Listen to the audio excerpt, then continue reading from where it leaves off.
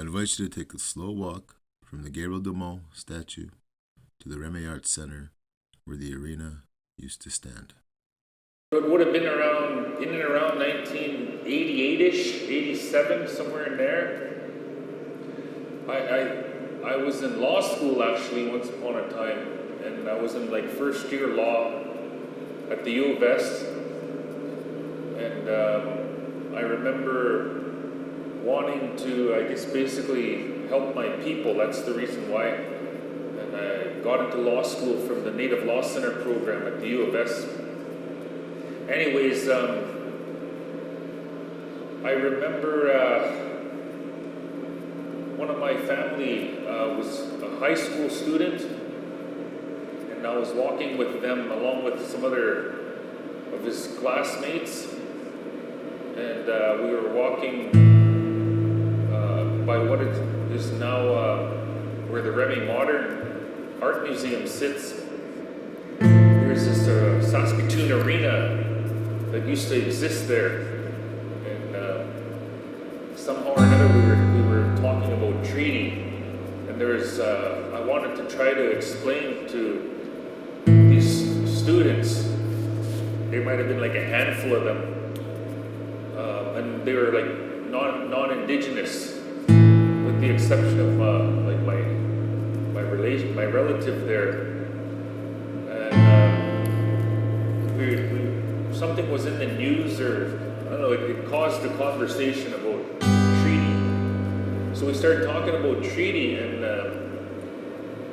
like they were asking me to explain from our First Nations perspective, you know, how we saw treaty. So I tried to, you know, as best I could.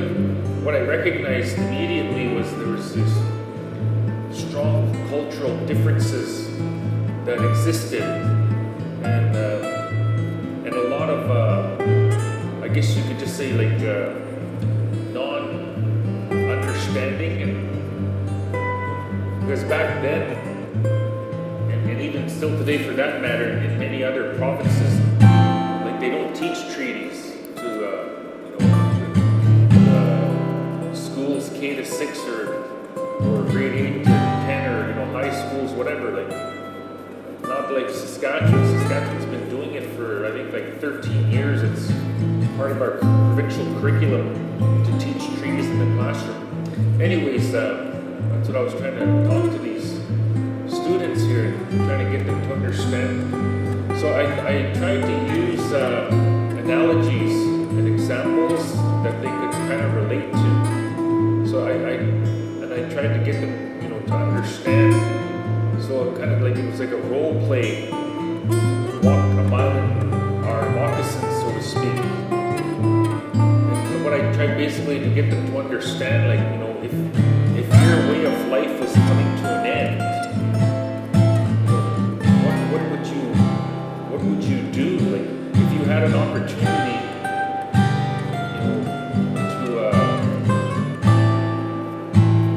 do something to try to save your way of life, like what would you ask for? And I tried to make it similar to our treaties, because we as First Nations, like this is our land, and you know, according to the Royal Proclamation of 1763, the King of England recognized that the Indians, you know, are the landowners of what he called British North America. And in order to get the land, as part of this Royal Proclamation, the King said, if you want title to land in British North America, you've got to come to me, the Crown, and I will give you title. But his problem was he never had title either. And so, as part of this Royal Proclamation, what it says in there is, in order to get title to the land here in like what is now Canada, the Crown will enter into treaties with the Indians, and that's how they'll get title. So in other words, they'll make an agreement, and they'll trade, you know, whatever benefits. They'll trade, I guess, the money aspect of it, financial considerations, these kinds of things as part of this treaty. So anyways, this is what I'm trying to get these students to understand. So if I kind of turn the tables on them, imagine your way of life is coming to an end. Like, what would you ask for? Imagine gasoline is not going to exist anymore. Imagine money is not going to exist anymore.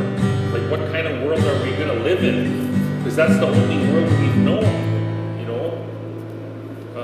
Imagine a world without money. Like, how would that work? And that's kind of like what happened to us. Well, that's exactly what happened to us, I should say. For thousands and thousands of years, we live off the buffalo, right? Well, the buffalo is almost extinct now. And, we're forced to change how we're living. So this is the exercise that I came up with and trying to get them to understand. And as part of cultural differences, we didn't have a written language. We couldn't read or write. We didn't use money. Money didn't exist in our culture. What we call the land, that's our mother Earth. That's how we view it. And it's not like we own our mother. We don't own our mother. It's like we belong to her. So these very strong cultural differences existed in the time of treaty making. And so anyways, that's why I did like a role play kind of exercise, talking to these students. And as part of it, like I asked them, like, what would you do? Of all the things you would ask for, what would you do to make sure you're going to get what you're asking? And then, of course, they said, like, make a contract, sign an agreement. So I wrote down a bunch of gibberish on a piece of paper, and I said, okay, here you go. Here's your contract. Sign this. And then they just looked at it, and they're like, well, how do we know what we talked about's on this paper here? And I said, well, exactly. You got to trust me. And they're like looking at me, Anyways, that's the point I tried to make. And so to close it off with them, I used what we did as First Nations people. Because we didn't read or write, so that even though we made a mark on that treaty, we put an X on that treaty, to us that really didn't mean anything. What we did in our culture, like we had this ceremony called the pipe ceremony. And in our culture, when you take that pipe, you have to speak the ultimate truth. And when the treaty commissioner took that pipe and gave promises to one another, it was as if he was saying, I do. Just like a marriage ceremony. That's how we view a treaty, as a relationship. And it's just like any other, like marriage, I guess. Just because you signed a piece of paper and you got married, and now you've been married like for 30 years, is that why you stayed married for 30 years? Because you signed a piece of paper? I don't think so. It's more to it than that. That's what treaty is all about. It's like a relationship, and it's a living agreement. Like it has its ups and downs in it. But in the end, we know that for as long as the sun shines, the rivers flow, and the grass grows, we will have this treaty together as nation to nation. Anyways, when I realized this, with them, I kind of, in some ways, I felt hopeless, because like these are just high school students, and like this isn't even happening. There's so many other citizens of Saskatchewan and Canada. They don't even know this stuff. So in a way, it kind of impacted me to try to do something about it. And as things turned out, it's funny how the stars lined up. Yeah, I became a speaker for the Office of the Treaty Commissioner, Speakers Bureau, and I do public education. And I've been doing that since the year 2000. And I've spoken to over like 75,000 people, trying to educate them.